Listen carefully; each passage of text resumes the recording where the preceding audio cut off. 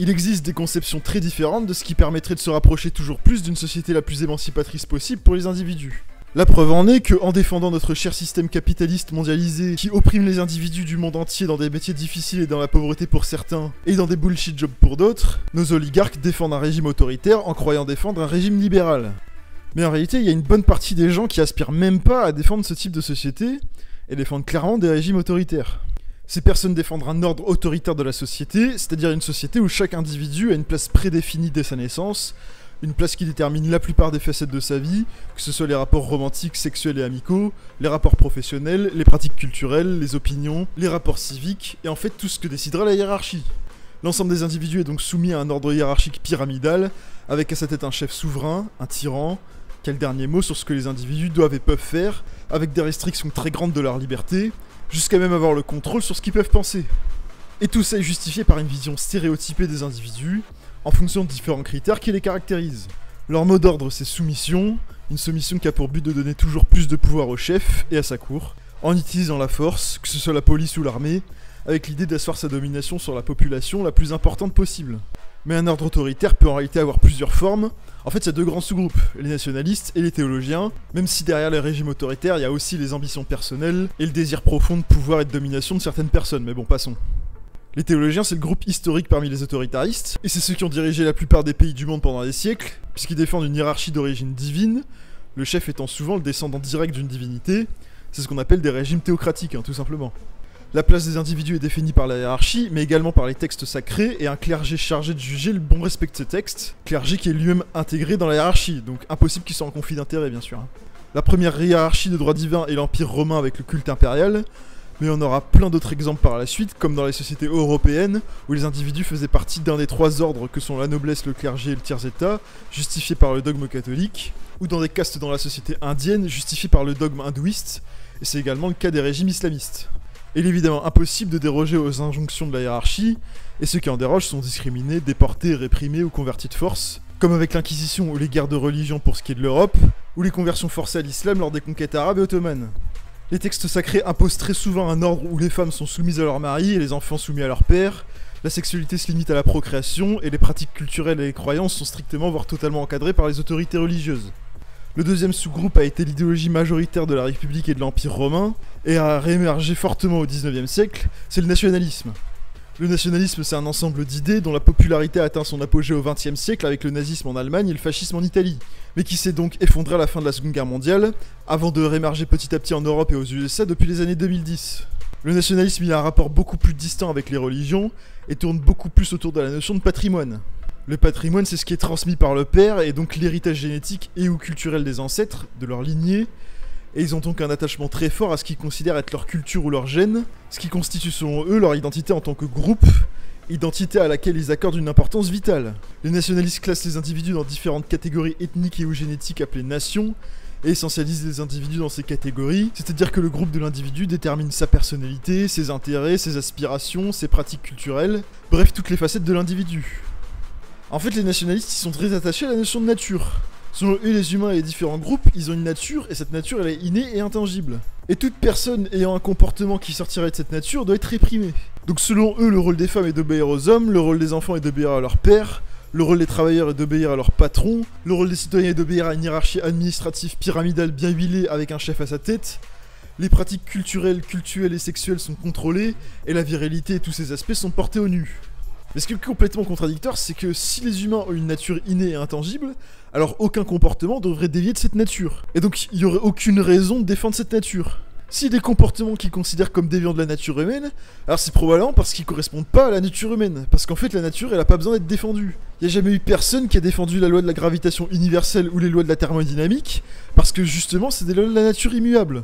Par exemple, les nationalistes ont beaucoup de mal avec la liberté sexuelle, considérant qu'elle est contre nature, mais si les humains ont des comportements sexuels très variés, c'est justement parce que ça fait partie de notre nature que d'avoir ces comportements. Parce que les humains, ils ont des points communs certes, mais ils ont aussi des différences importantes quand on les laisse libres de leurs mouvements. Mais le point le plus important dans le nationalisme, c'est que les nationalistes considèrent que les groupes humains sont naturellement en conflit entre eux, que les groupes humains se mènent une lutte perpétuelle pour leurs intérêts. Ils considèrent que les intérêts de chaque groupe sont en contradiction profonde. En fait, cette vision vient encore une fois d'une certaine vision de l'humanité. En fait, ils comparent la nature qui est conflictuelle, du fait de la prédation et de la sélection naturelle, avec les humains qui doivent être conflictuels de la même manière. Selon eux, dans la nature, c'est les plus forts qui survivent, ce qui est pas complètement faux, hein. Mais ce qui est faux, c'est que ça s'appliquerait de la même manière pour toutes les espèces, et notamment entre les humains. Alors c'est vrai que les humains se sont fait la guerre pendant des siècles à travers le globe, hein, mais on peut aussi observer bien plus de comportements non conflictuels qui ont fonctionné. Parce qu'en fait, c'est pas le conflit qui a fait de notre espèce qu'elle est aujourd'hui, mais c'est plutôt la coopération en fait. C'est l'entraide qui est un facteur d'évolution chez l'espèce humaine. Mais c'est pas du tout ce que pensent les nationalistes, et donc ils défendent une politique de prédation et ou d'attaque préventive vis-à-vis des autres groupes, que ce soit par la colonisation, la discrimination, la répression, la déportation et jusqu'à parfois même l'extermination, leur objectif étant de défendre les intérêts de leur groupe au maximum, ce qui doit passer selon eux par ce type de politique. C'est pour ça que leur idéal humain est la figure du guerrier, un homme grand et fort, clanique, belliqueux, intrépide et insensible. Par ailleurs, selon eux, tout est également justifié pour défendre les intérêts de sa nation, notamment la répression de toute opposition à l'autorité et la restriction de la liberté des individus. De toute façon, selon eux, c'est ce que les individus souhaitent au fond, donc ça va. Et si les individus disent qu'ils veulent pas ça, bah c'est parce qu'ils sont manipulés par une autre nation, et donc par des ennemis. Ou alors ils sont fous, au choix. C'est pour ça que les nationalistes défendent un modèle de société avec une hiérarchie très verticale, avec un ou quelques chefs tout puissants à sa tête. La logique naturaliste des sociétés humaines s'applique entre les nations, mais également au sein d'une même nation, avec une application de la théorie darwiniste de la sélection naturelle entre les individus d'une même nation, avec un système de production productiviste et très favorable aux employeurs et très défavorable aux travailleurs. Les patrons sont appelés Führer. Ils ont une autorité absolue. Les patrons choisissent eux-mêmes les délégués syndicaux, le droit de grève est interdit, les travailleurs sont exclus des processus de décision. Alors les nationalistes et les théologiens, c'est deux sous-groupes différents, et ils ont pu se combattre l'un l'autre à certains moments, mais ils sont pas complètement hermétiques l'un à l'autre non plus, et ont pu également s'allier à d'autres moments. En fait, certains nationalistes considèrent leur religion ou la religion historique pratiquée sur leur territoire comme faisant partie intégrante de l'identité culturelle de leur nation. C'est par exemple ce que disent les nationalistes européens quand ils disent que leur pays est de culture chrétienne. Donc pour résumer, les idées autoritaires se basent sur deux grands principes caractéristiques. L'essentialisation d'abord, c'est-à-dire mettre des individus dans des cases hermétiques, et surtout la hiérarchisation entre des groupes humains et au sein même des groupes. Alors maintenant qu'on sait ça, le problème c'est qu'aujourd'hui ça nous aide pas des masses, et pour une raison simple, c'est que les nationalistes le disent jamais explicitement de cette manière. D'ailleurs très peu de personnes se revendiquent nationalistes aujourd'hui. Aujourd'hui la plupart des nationalistes se définissent comme patriotes, ou de droite nationale, ou encore identitaires ou souverainistes. Tout ça c'est à peu près synonyme, et c'est des termes évidemment lavés de toute connotation péjorative. En réalité aujourd'hui les leaders politiques et d'opinion actuels, ils n'ont pas vraiment de théorie ou d'idéologie politique bien construite et cohérente, ou du moins ils l'expriment jamais explicitement. Mais il y a quand même des indices qui permettent de les identifier, et je vais donner les 10 principaux. Premier indice, c'est l'idée que leur civilisation est très ancienne, qu'elle prend ses racines des siècles auparavant, qu'elle a traversé les âges jusqu'à aujourd'hui. Deuxième indice, c'est la volonté de conservation de ce qu'ils considèrent être leur tradition, leur culture ou leur civilisation, comme par exemple la culture chrétienne pour ce qui est de l'Europe aujourd'hui, la culture shinto au Japon, la culture basque, padane, etc. Et que la culture actuelle est décadente, que leur véritable culture est menacée de disparaître, et donc que leur nation est menacée de disparaître. Troisième indice, c'est l'idée que c'est les étrangers qui menacent leur culture, principalement par leur présence sur leur territoire national, parce qu'ils pratiquent une culture différente sur leur territoire, ce qui implique donc le rejet de l'immigration et de la mondialisation culturelle. Quatrième indice, c'est l'idée que le nombre d'étrangers sur leur territoire est beaucoup trop important et qu'il s'agit d'une priorité absolue de réduire ce nombre. Cinquième indice, la volonté de ne plus respecter ou de ne plus conclure des accords avec des puissances étrangères, que ce soit la volonté d'indépendance vis-à-vis d'une puissance supranationale, mais également la participation à une organisation internationale ou à des traités internationaux. On a par exemple les partisans de la sortie de l'Union Européenne ou de l'influence états-unienne, mais aussi de la France et de l'Espagne pour les nationalistes basques, de l'Italie pour les nationalistes padans, ou des USA pour les nationalistes texans. Et ça va souvent avec la volonté d'entretenir des rapports conflictuels avec des puissances étrangères, avec la volonté de déclarer la guerre comme degré ultime. Sixième indice, la défense d'un pouvoir exécutif toujours plus puissant par rapport au pouvoir législatif et judiciaire. C'est l'exemple des lois qui permettent au gouvernement d'agir sur les juges ou le parlement, qui empêchent au contraire la justice de juger les actes du gouvernement, ou qui permet carrément au gouvernement d'avoir un pouvoir législatif. Septième indice, des attaques régulières contre les mouvements de grève, les syndicats, les manifestations, les associations et les médias qui les critiquent, au point de les accuser d'être des ennemis de leur nation, et c'est souvent lié à une volonté de museler ces groupes, en leur supprimant les subventions publiques ou en les dissolvant purement et simplement. Huitième indice, c'est l'idée qu'il y a un fort lien entre l'immigration d'un côté et la délinquance et la criminalité de l'autre. Neuvième indice, c'est l'idée que le nombre d'infractions pénales, c'est-à-dire les crimes et les délits, sont en nette augmentation. Et dixième indice, c'est l'idée que la sévérité des sanctions pénales fait baisser la délinquance et la criminalité, et qu'il faut donc avoir une politique pénale et carcérale plus sévère, avec des peines plus lourdes et moins de peines alternatives à la prison comme la liberté conditionnelle, et des conditions de détention toujours plus désagréables. Alors maintenant qu'on a ces différentes idées, on peut quand même se dire que certaines de ces idées sont vraies après tout. Eh bien allons-y. Premièrement, est-ce que les cultures sont très anciennes ? En fait, le principal problème avec ça, c'est que les cultures, elles ont considérablement évolué avec le temps. Si on compare la culture européenne ou japonaise d'il y a un siècle, ben y a pas grand chose à voir avec celle d'aujourd'hui. Et plus on remonte dans le temps, plus les différences sont grandes. Si on prend l'exemple de la religion en Europe, si on compare la pratique religieuse du 15e siècle avec celle d'aujourd'hui, entre l'apparition du protestantisme et le recul de l'importance de la religion dans la vie des gens, bah c'est très différent. Et puis faut pas oublier qu'il y a eu 2 siècles de conflits armés entre les catholiques et les protestants jusqu'au 18e siècle qui ont fait des millions de morts. Donc si les nationalistes considèrent que le protestantisme, tout comme le catholicisme, font partie de la culture européenne, nos ancêtres de l'époque, ils auraient pas du tout été d'accord quand ils s'entremassacraient en fait. Je vais pas faire toute la liste, mais si on compare les styles de musique les plus populaires dans les années 60 et celles des années 2010 aux USA ou en Europe, c'est également très différent. C'est la même chose pour les styles vestimentaires, les pratiques ludiques et sportives. Oui, parce que la culture, c'est pas seulement la religion en fait. Deuxièmement, est-ce qu'il faut conserver les cultures? Ce qui voudrait dire imposer ou favoriser une culture pour la population. D'abord, le problème avec ça, c'est que les nationalistes sont pas vraiment capables de définir ce qu'ils veulent dire par leur culture en réalité. Ça se résume souvent au rejet d'une culture étrangère plutôt qu'une liste d'éléments culturels précis. Pour ce qui est de la culture chrétienne par exemple, qui fait consensus chez les nationalistes européens aujourd'hui, on pourrait penser que c'est le dogme chrétien qui en est l'épicentre, mais en réalité pas tant que ça, parce qu'on a un grand nombre de nationalistes européens qui croient pas à la plupart des idées défendues dans le christianisme, et qui souhaitent pas du tout revoir le christianisme comme religion d'État.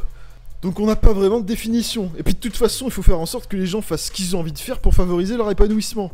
La liberté culturelle c'est vraiment fondamental pour le bien-être général. Alors il y a aussi la langue qui fait vraiment consensus, mais c'est souvent la langue comme elle était parlée des dizaines d'années auparavant, en refusant systématiquement toute évolution, alors que l'évolution c'est le propre de n'importe quelle langue vivante. Et puis surtout, il n'y a rien qui valide scientifiquement que la langue qu'on parlait avant était mieux que la langue qu'on parle aujourd'hui, ça n'a aucun sens. Troisièmement, est-ce que ce sont les étrangers qui menacent la culture? Comme j'ai dit, la culture d'un pays elle a pas besoin des étrangers pour évoluer drastiquement. Et puis pourquoi les évolutions culturelles seraient moins problématiques lorsqu'elles sont locales que lorsqu'elles sont le résultat d'une culture étrangère? Avec la mondialisation culturelle, les cultures du monde s'entre-influencent et ça pose de problème à personne. Surtout qu'il y a personne qui a interdit d'avoir telle ou telle pratique culturelle. Parce qu'en fait les nationalistes font croire que si une culture étrangère est pratiquée sur son territoire, alors on pourra plus pratiquer sa culture traditionnelle. Mais le dilemme il est fallacieux, la coexistence elle est parfaitement possible, et c'est aux individus de décider librement de leur pratique culturelle. Et la mondialisation culturelle c'est justement une chance immense pour cette raison, puisqu'elle offre la possibilité de choisir de consommer des biens et des services du monde entier, sans avoir besoin de voyager. En fait la réalité c'est que c'est les nationalistes qui veulent imposer une certaine culture aux autres. Alors on peut quand même évoquer la question du soft power, mais si le soft power étranger est mauvais, le soft power de sa nation, je vois pas pourquoi il serait meilleur. Quatrièmement, est-ce que le nombre d'étrangers sur le territoire est beaucoup trop important? En fait, le problème avec cet argument, c'est qu'ils sont incapables de dire à quel pourcentage il faudrait descendre et pourquoi. Mais bon, la réalité, c'est que pour eux, un étranger sur leur sol, c'est déjà un étranger de trop. Donc ils vont simplement diminuer le nombre au maximum. Cinquièmement, est-ce bénéfique de cesser de respecter ou de conclure des accords avec des puissances étrangères? Le problème avec cet argument, c'est que la rupture des accords internationaux, c'est la première étape vers un rapport toujours plus conflictuel, et qui peut mener jusqu'à une guerre armée.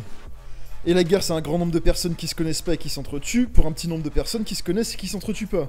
Donc il y a jamais personne qui gagne lors d'une guerre. Mais même sans arriver à une telle extrémité, c'est se bercer d'illusions de croire que le conflit peut avantager un des camps sur le long terme. Après, on peut pas non plus forcer le respect d'accords alors qu'il n'y a aucun état parti à l'accord qui en veut.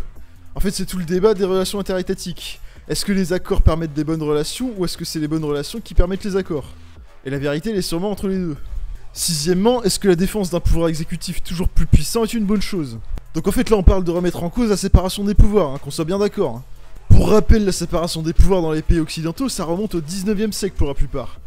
On a rendu le pouvoir judiciaire indépendant pour que les jugements soient impartiaux vis-à-vis du pouvoir politique et que la justice soit pas instrumentalisée politiquement. D'ailleurs je dis ça, mais dans un certain nombre de pays, la justice est toujours contrôlée par les autres pouvoirs. Avec comme exemple notable la Cour suprême aux USA, dont les juges sont nommés par le président de la République à vie, et qui a eu pour conséquence l'emprisonnement des dirigeants du Parti communiste des USA en 1951. On a aussi le Conseil constitutionnel français, dont les membres sont nommés par le président du Sénat, de l'Assemblée nationale et de la République, et qui a mené également des décisions plus que contestables. Et pour ce qui est du pouvoir législatif, faut bien comprendre que le pouvoir législatif a été créé pour contrôler le pouvoir exécutif. Le but étant de créer des lois, c'est-à-dire des règles de droit générales et abstraites, pour contrôler l'action beaucoup plus concrète des administrations publiques. Septièmement, est-ce qu'il faut empêcher les associations, les syndicats, etc. de porter une voix divergente par rapport au gouvernement? En fait, ça rejoint le point précédent de l'omnipotence de l'administration. L'idée c'est que le gouvernement soit pas tout puissant, tout simplement. Qu'il puisse faire l'objet de critiques négatives par les administrés, ou encore qu'il bloque la production du pays en organisant des mouvements de grève. Et ça plaît pas du tout aux nationalistes.